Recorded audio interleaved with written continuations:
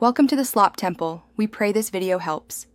In this video, I will explain how to extract iodine from povidone-iodine. We will cover the necessary materials, the step-by-step process, and crucial safety measures.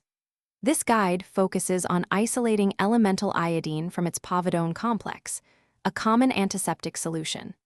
The process involves a series of chemical reactions, including reduction and precipitation, followed by purification through sublimation. Understanding each stage is key to a successful and safe extraction. For this extraction, you will need several key materials. Start with a povidone-iodine solution, typically a 10% concentration. You'll also require sodium metabisulfite, a reducing agent, and a small amount of sulfuric acid. Distilled water is essential for dilutions and rinsing.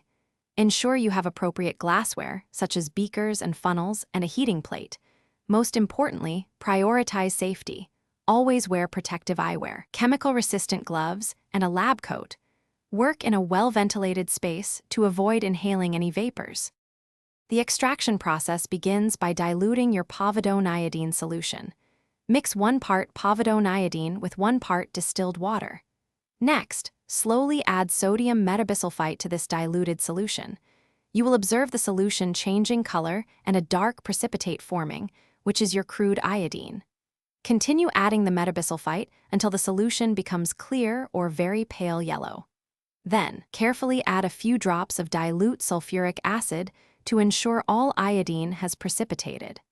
Finally, filter the solid iodine using filter paper and wash it several times with distilled water to remove impurities.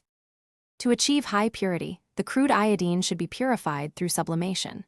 Place the dried, crude iodine in a clean beaker and cover it with a watch glass or another beaker containing ice. Gently heat the bottom beaker. The iodine will vaporize and then resolidify as pure crystals on the cooler surface. Scrape off these pure iodine crystals. For storage, transfer the purified iodine into an airtight, dark glass container.